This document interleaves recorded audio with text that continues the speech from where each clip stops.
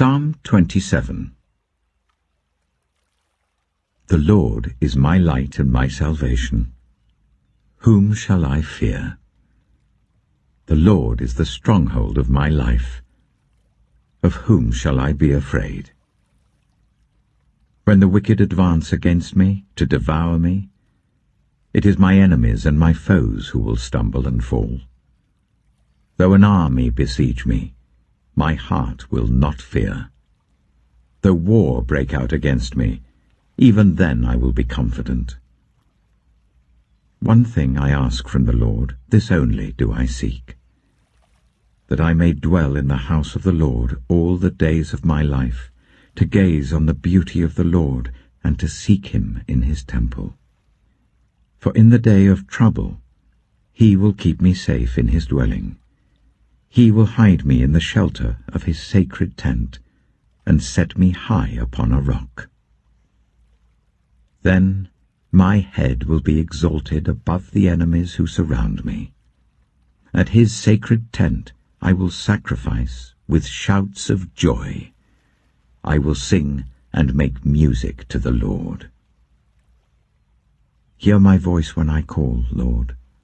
Be merciful to me and answer me. My heart says of you, seek his face. Your face, Lord, I will seek. Do not hide your face from me. Do not turn your servant away in anger. You have been my helper. Do not reject me or forsake me. God is my Saviour. Though my father and mother forsake me, the Lord will receive me. Teach me your way, Lord. Lead me in a straight path because of my oppressors. Do not turn me over to the desire of my foes, for false witnesses rise up against me, spouting malicious accusations. I remain confident of this.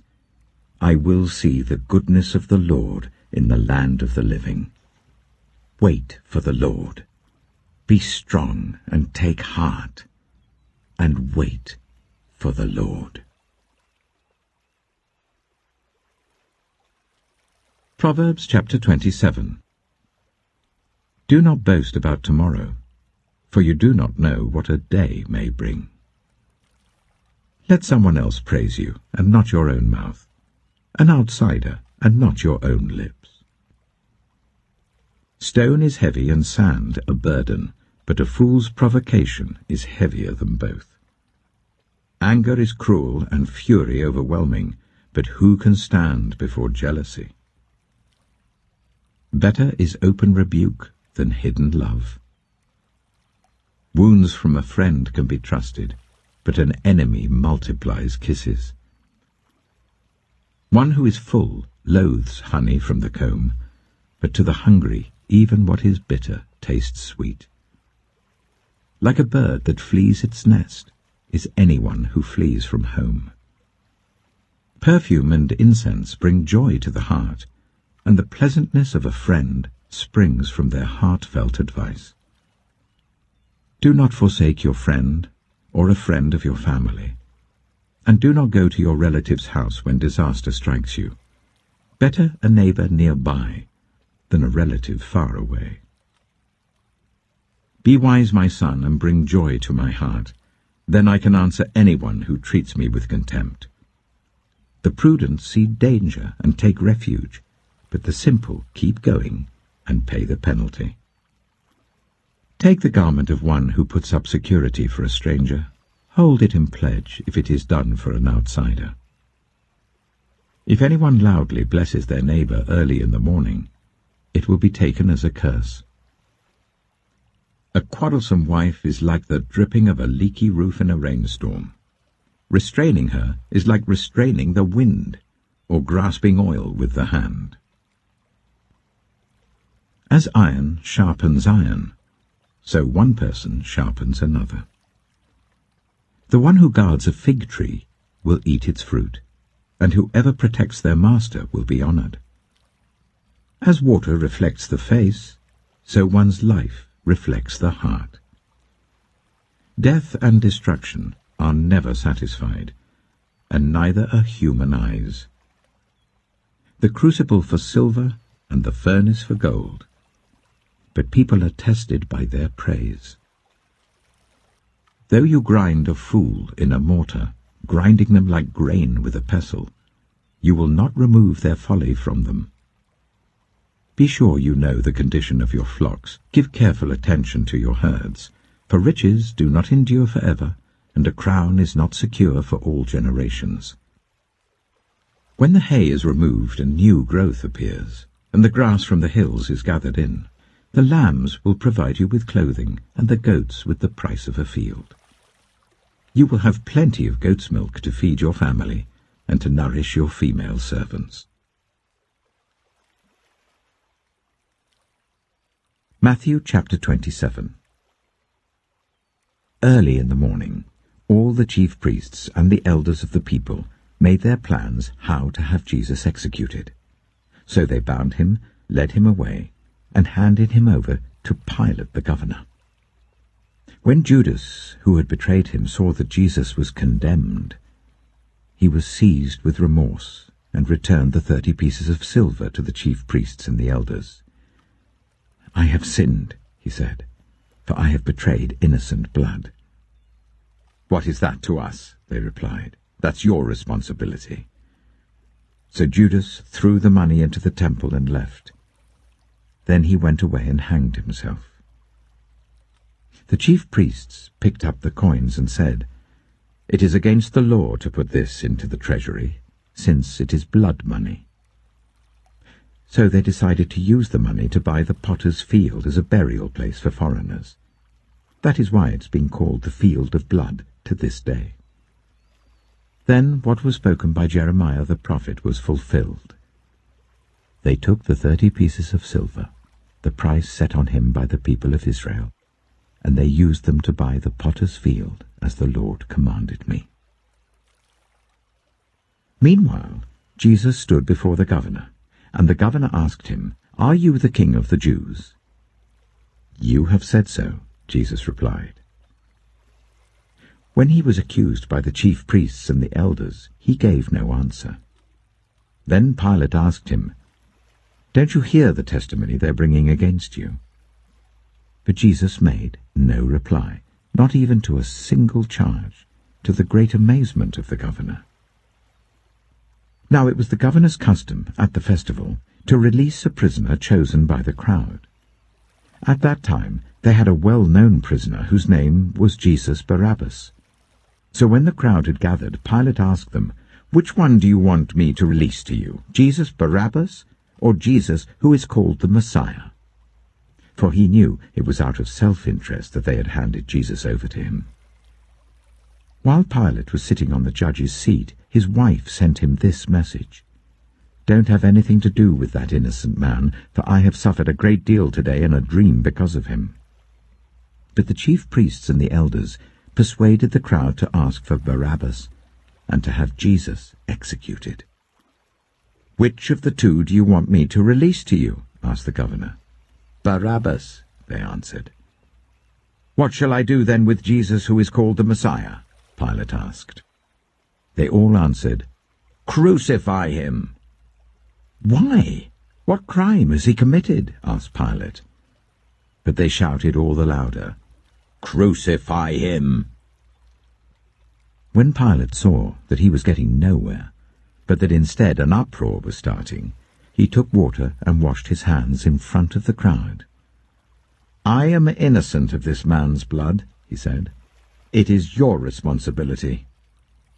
All the people answered, "His blood is on us and on our children." Then he released Barabbas to them, but he had Jesus flogged and handed him over to be crucified. Then the governor's soldiers took Jesus into the praetorium and gathered the whole company of soldiers round him. They stripped him and put a scarlet robe on him, and then twisted together a crown of thorns and set it on his head. They put a staff in his right hand. Then they knelt in front of him and mocked him. "Hail, King of the Jews!" they said. They spat on him and took the staff and struck him on the head again and again. After they had mocked him, They took off the robe and put his own clothes on him. Then they led him away to crucify him. As they were going out, they met a man from Cyrene named Simon, and they forced him to carry the cross. They came to a place called Golgotha, which means the place of the skull. There they offered Jesus wine to drink mixed with gall, but after tasting it he refused to drink it. When they had crucified him, they divided up his clothes by casting lots, and sitting down they kept watch over him there. Above his head they placed the written charge against him, "This is Jesus, the King of the Jews." 2 rebels were crucified with him, one on his right and one on his left. Those who passed by hurled insults at him, shaking their heads and saying, "You who are going to destroy the temple and build it in 3 days, save yourself. Come down from the cross if you are the Son of God." In the same way the chief priests, the teachers of the law, and the elders mocked him. "He saved others," they said, "but he can't save himself. He's the King of Israel. Let him come down now from the cross, and we will believe in him. He trusts in God. Let God rescue him now, if he wants him. For he said, 'I am the Son of God.'" In the same way the rebels who were crucified with him also heaped insults on him. From noon until 3 in the afternoon, darkness came over all the land. About 3 in the afternoon, Jesus cried out in a loud voice, "Eli, Eli, lama sabachthani," which means, my God, why have you forsaken me?" When some of those standing there heard this, they said, "He's calling Elijah." Immediately one of them ran and got a sponge. He filled it with wine vinegar, put it on a staff, and offered it to Jesus to drink. The rest said, "Now leave him alone. Let's see if Elijah comes to save him." And when Jesus had cried out again in a loud voice, he gave up his spirit. At that moment, the curtain of the temple was torn in 2 from top to bottom. The earth shook, the rocks split, and the tombs broke open. The bodies of many holy people who had died were raised to life. They came out of the tombs after Jesus' resurrection and went into the holy city and appeared to many people. When the centurion and those with him who were guarding Jesus saw the earthquake and all that had happened, they were terrified and exclaimed, "Surely he was the Son of God." Many women were there, watching from a distance. They had followed Jesus from Galilee to care for his needs. Among them were Mary Magdalene, Mary the mother of James and Joseph, and the mother of Zebedee's sons. As evening approached, there came a rich man from Arimathea named Joseph, who had himself become a disciple of Jesus. Going to Pilate, he asked for Jesus' body, and Pilate ordered that it be given to him. Joseph took the body, wrapped it in a clean linen cloth, and placed it in his own new tomb that he had cut out of the rock. He rolled a big stone in front of the entrance to the tomb and went away. Mary Magdalene and the other Mary were sitting there opposite the tomb. The next day, the one after Preparation Day, the chief priests and the Pharisees went to Pilate. "Sir," they said, "we remember that while he was still alive, that deceiver said, 'After 3 days I will rise again.' So give the order for the tomb to be made secure until the 3rd day. Otherwise his disciples may come and steal the body and tell the people that he has been raised from the dead. This last deception will be worse than the first." "Take a guard," Pilate answered. "Go, make the tomb as secure as you know how." So they went and made the tomb secure by putting a seal on the stone and posting the guard.